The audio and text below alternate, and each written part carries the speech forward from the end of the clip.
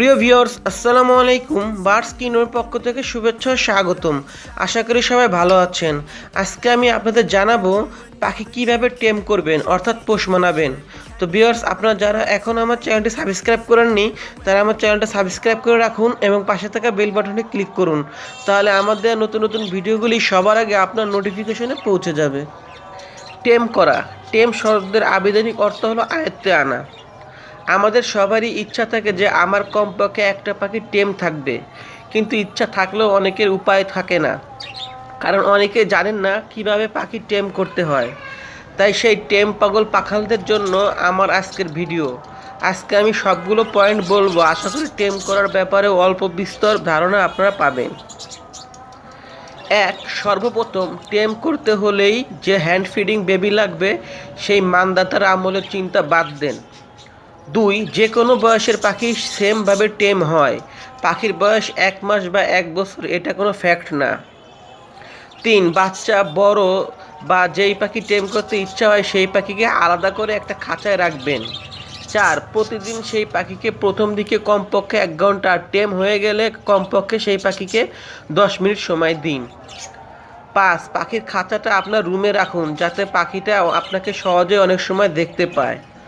6, পাখির সামনে কোনো সময়ই এমন কোনো আচরণ বা শব্দ করবেন না যাতে পাখি আপনাকে ভয় পায়। 7, প্রতিদিন পাখির খাঁচার সামনে আসা যাওয়ার সময় একটা নির্দিষ্ট 2 অক্ষরের নামে ডাকবেন, যেমন কিকি, পুকি, নিকি, চিকি, কুট্টু, বস, পিকু, এসব টাইপের ছোট 2 অক্ষরের নাম রাখবেন। এমন 2 অক্ষরের শব্দ পাখি মনে রাখতে পারে। 8, প্রতিদিন পাখির সামনে গিয়ে ওর নির্দিষ্ট সেই নামে ডাকবেন যাতে পাখি আপনাকে সহজেই চিনতে পারে।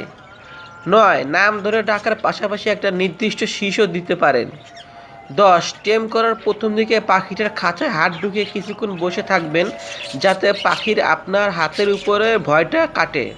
ভয় কেটে গেলে দেখবেন পাখি আস্তে আস্তে আপনার হাতে উঠে আসবে। হয়ে গেল 50% টেম।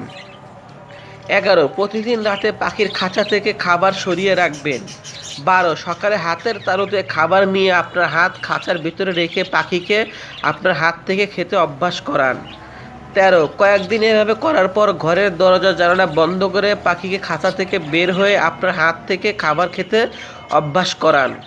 14, এইভাবে নিয়মিত মাসখানেক সময় দিলে পাখি সম্পূর্ণভাবে আপনার আয়ত্তে এসে পড়বে।